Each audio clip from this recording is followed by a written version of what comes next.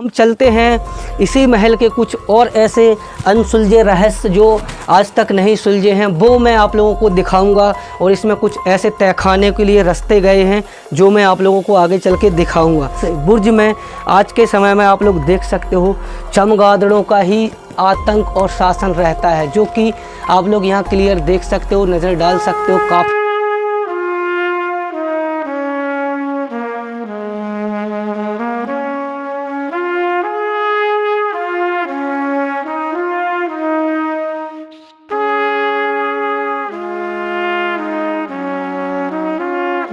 दोस्तों, कैसे हैं आप सभी? उम्मीद करता हूं आप सभी अच्छे होंगे।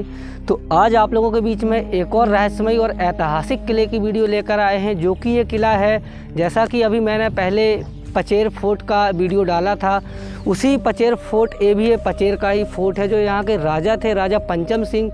उनका जो मैन महल था, जहाँ पर राजा और रानियाँ रहा करती थीं, और उनके जो घोड़ों के लिए अस्तबल वगैरह बनाए गए थे। स्पेशली ये महल राजा पंचम सिंह के लिए बनाया गया था। जैसा कि मैंने पहले आप लोगों को दिखाया है, वो महल भी राजा पंचम सिंह का ही था और ये महल भी राजा पंचम सिंह का ही है। तो उस महल में भी राजा रहते थे, वो यहाँ से बगल में ही है। यहाँ पर दो महल बने हुए हैं। तो मैं आप लोगों को इस महल के अंदर चल के इस महल के बारे में बताता हूँ। जैसे कि बात करूँ इसके निर्माण की, तो मैंने पिछले वीडियो में आप लोगों को बताया ही था कि 16वीं शताब्दी में इस किले का निर्माण हुआ था। तो उसी समय का ये भी महल है। और जैसा कि आप लोग यहाँ ऊपर देख सकते हो, काफ़ी शानदार और काफ़ी भव्य नक्काशियाँ वगैरह निकाली गई हैं, जो कि बुंदेली स्थापित शैली में ये नक्काशियाँ निकाली गई हैं। इसके बाद हम चलते हैं इस महल के अंदर और आप लोगों को दिखाते हैं इस महल के रहस्य। आज भी इस महल के अंदर कुछ ऐसे तहखाने, कुछ ऐसे गुप्त सुरंगें, कुछ ऐसे गुप्त जो बुर्ज वगैरह बने हुए हैं, जहाँ पर जाना संभव नहीं है, और हम आप लोगों को दिखाने की कोशिश करेंगे। हम लोग जैसे ही इस महल के मेन द्वार के अंदर आते हैं, तो सबसे पहले हमें यहाँ पर मिलता है जो यहाँ के सैनिक हुआ करते थे, उनका छोटा सा एक कक्ष। इसी कक्ष में सैनिक अपने हथियार, तलवार, भाला, जो बंदूकें वगैरह हुआ करती थी, इनमें रखते थे। इसी टाइप का एक यहाँ पर भी आप लोगों को देखने को मिलेगा। ये वही है। इसमें भी यहाँ के जो सैनिक थे, हथियार अपने अच्छी तरीके से रखा करते थे। और यहाँ पर थोड़ी से आगे चलने के बाद यहाँ पर हमें एक कक्ष मिलता है। जो यहाँ के सैनिक हुआ करते थे, वो इस कक्ष में विश्राम किया करते थे, इसमें रहा करते थे। इसके अंदर चल के हम आप लोगों को दिखाते हैं। तो जैसे कि हम इसके अंदर आ चुके हैं, तो इसकी छत आप लोग देख सकते हो आज के समय में टूट चुकी है। जो इसमें सपोर्ट वगैरह लगी थी लकड़ियों की, वो निकल चुकी हैं। हो सकता है स्थानीय लोगों ने निकाल ली हों, या फिर अपने आप ही सड़ के गिर गई हूँ। तो इसमें कुछ आले वगैरह बने हैं, जो यहाँ पर उजाला हुआ करता होगा। पहले लाइट वाइट की व्यवस्था तो हुआ नहीं करती थी, तो यहाँ पर कुछ मसाले वगैरह जलाई जाती थी, उनके यहाँ पर लॉक वगैरह लगे होते थे, उन्हीं से इन महलों में उजाला होता था। इसके बाद एक और इसी टाइप का कक्ष बना था, जहाँ पर सैनिक विश्राम किया करते थे। यही वो है, यहाँ पर भी सैनिक विश्राम किया करते थे। अभी फ़िलहाल स्थानीय लोगों ने इसको बंद कर दिया है, इसमें जो दीवार बना दी है। इसके बाद हम चलते हैं इस महल के अंदर। जैसे ही महल के अंदर हम लोग एंट्री लेते हैं, तो इस महल की जो बनावट हमें दिखाई दे रही है, अष्टकोणीय बनावट है। और आप लोग यहाँ से एक बार नज़र डालोगे तो आप लोगों को अष्टकोणीय ये महल दिखेगा। अब हम चलेंगे, आप लोगों को इस महल के जो अष्टकोणीय हैं वो आप लोगों को दिखाते हैं, किस तरीके से महल बना है, कैसा इसका डिज़ाइन है और किस तरीके से इसको बनाया गया था। तो जैसा कि मैं आप लोगों को बता दूं, जो राजा थे उनका जो मेन कक्ष था, मेन महल था, जहां पर वो रहा करते थे, जहां पर उनकी रानियां रहा करती थी, यही वो उनका मेन महल है। जो राजा पंचम सिंह यहाँ पर रहते थे, यहाँ पर ही उन्होंने अपना विश्राम घर बनाया था और यहाँ पर वो हमेशा रहते थे। और यहाँ से कुछ ऐसी परिस्थितियाँ हो चुकी थी कि यहाँ के जो राजा थे वो यहाँ से अपने इस गढ़ को छोड़ करके दूसरी जगह चले गए थे। आज भी उनके वंशज जो हैं, आलीपुरा यहाँ पर है, वहाँ पर रहते हैं। और ये जो कुछ कक्ष बने हैं, इन कक्षों में जो राजा के कलिग वगैरह हुआ करते होंगे, उनके मतलब मंत्री वगैरह हुआ करते होंगे, या फिर उनके सैनिक वगैरह हुआ करते होंगे, या उनके परिवार वाले हुआ करते होंगे, वो इन कक्षों में रहते होंगे। और ये 2 मंजिल महल बना हुआ है। इसके ऊपर भी आप लोग नज़र डालोगे तो इसके ऊपर भी कुछ कक्ष बने हैं जो आज के समय में पूरी तरीके से क्षतिग्रस्त ध्वस्त हो चुके हैं। तो हम लोग अब चलते हैं आगे और आप लोगों को दिखाते हैं राजा के कुछ और भी कक्ष और राजा के अस्तबल वगैरह। तो जैसा कि मैंने आप लोगों को बताया ही था कि इस महल में कुछ ऐसे गुप्त जो बुर्ज वगैरह बने हैं, उसमें गुप्त रास्ते जाते हैं। इनके अंदर तहखाने वगैरह भी बने हुए हैं।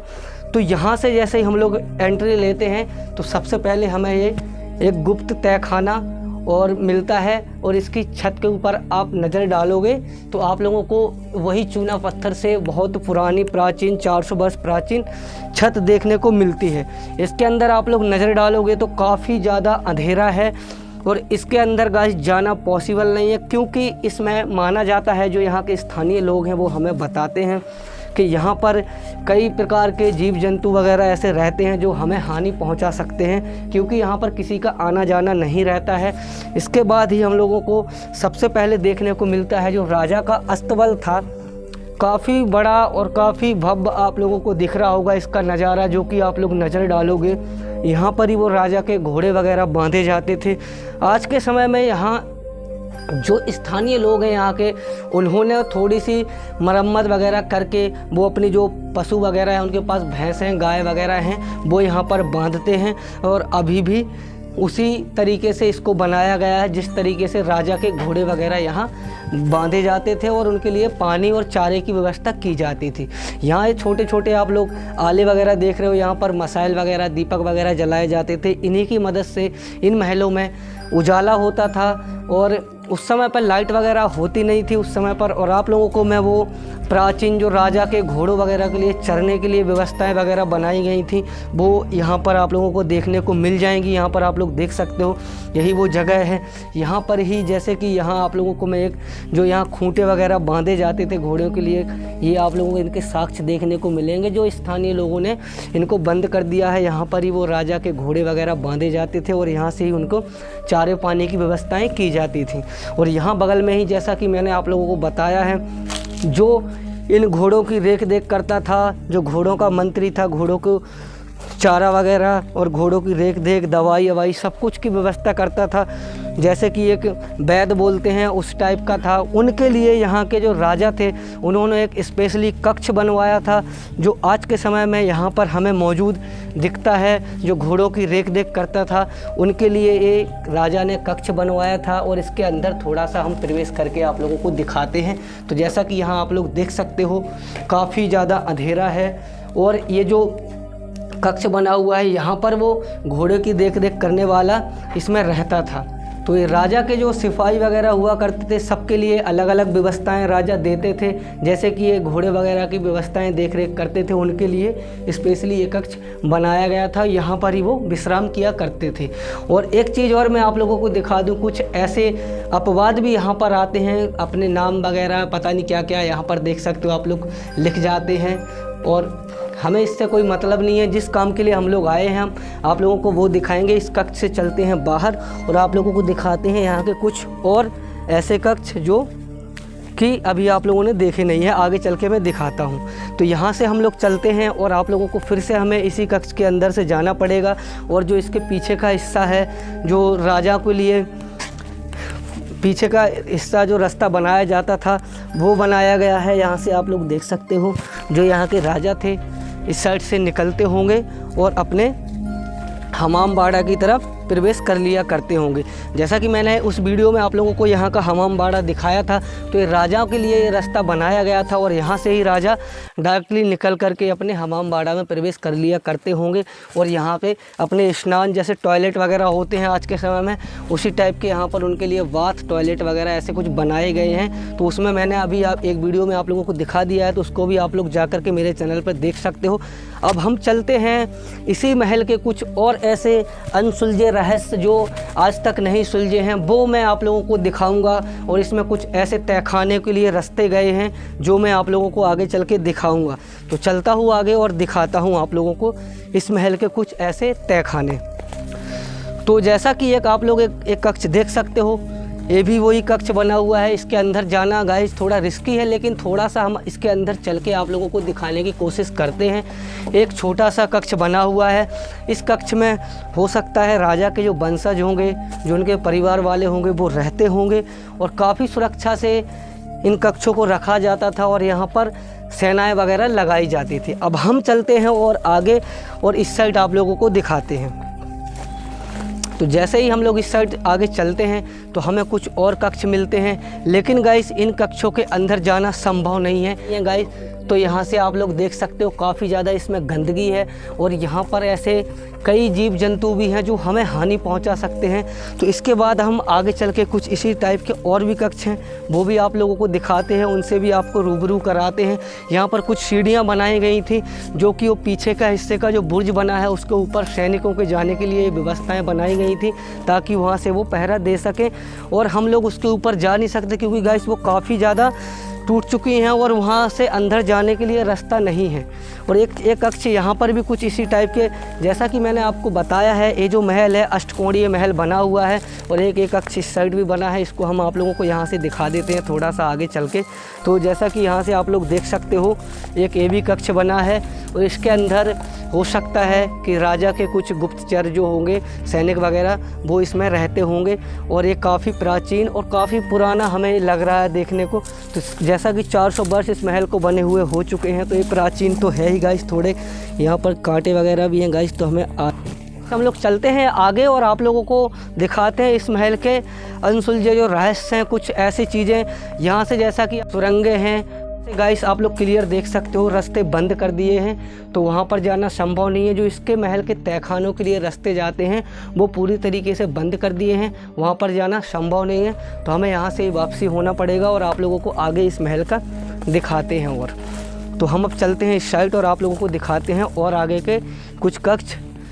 जैसा कि ये जो महल है काफ़ी प्राचीन है, 400 वर्ष पुराना महल है और यहाँ के राजा जो थे वो इस महल को छोड़ करके चले गए थे, क्योंकि इस महल को माना जाता है कि इस तरीके का कुछ श्राप था कि यहाँ पर जो राजा के द्वारा पैदा की गई संतान, उनके कुछ पुत्र थे राजा के, उनकी शादियाँ इस महल में नहीं हो रही थी। तो उन्होंने इस अपने राजधानी इस क्षेत्र को छोड़ करके वो दूसरी जगह चले गए थे। और आज के समय में उनके कुछ वंशज जो हैं वो अभी भी आलीपुरा में रहते हैं और आज हमें यहाँ पर मिले भी थे, क्योंकि हर साल यहाँ पर पूजा करने आते हैं। एक कक्ष ये भी यहाँ पर बना हुआ है जो कि उसी समय का है और यहाँ पर भी राजा के जो रजवाड़े, जो राजाओं के रजवाड़े टाइम के जो उनके परिवार वाले होंगे वो रहते होंगे, वो उसमें रहते होंगे।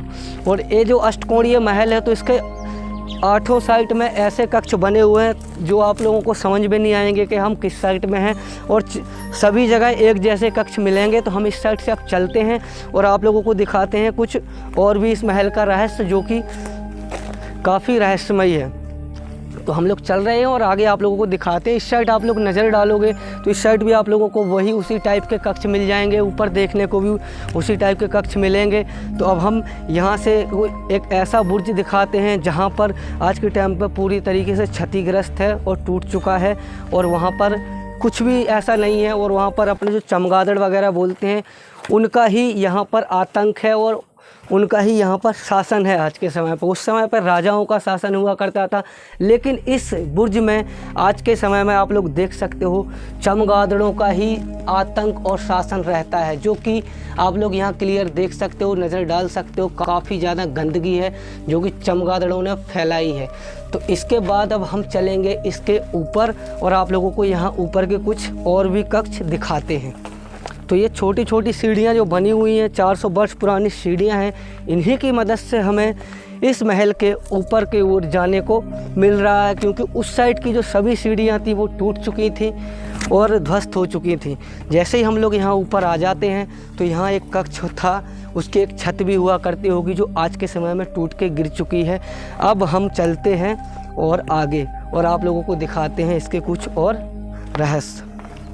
तो यहाँ से हमें बड़ी सावधानी से चलना पड़ेगा, क्योंकि गाइस इसके नीचे की जो सपोर्ट वगैरह है, जैसा कि मैंने आपको बताया है, वो टूट चुकी है। तो अब हम चलते हैं सीढ़ियों की मदद से ऊपर और आप लोगों को दिखाते हैं यहाँ के ऊपर का नज़ारा। तो जैसा कि गाइस यहाँ से आप लोग देख सकते हो ये यहाँ की छत जो है वो टूट चुकी है, तो हमें बड़े आराम से यहाँ से निकलना पड़ेगा और ऊपर जाना पड़ेगा।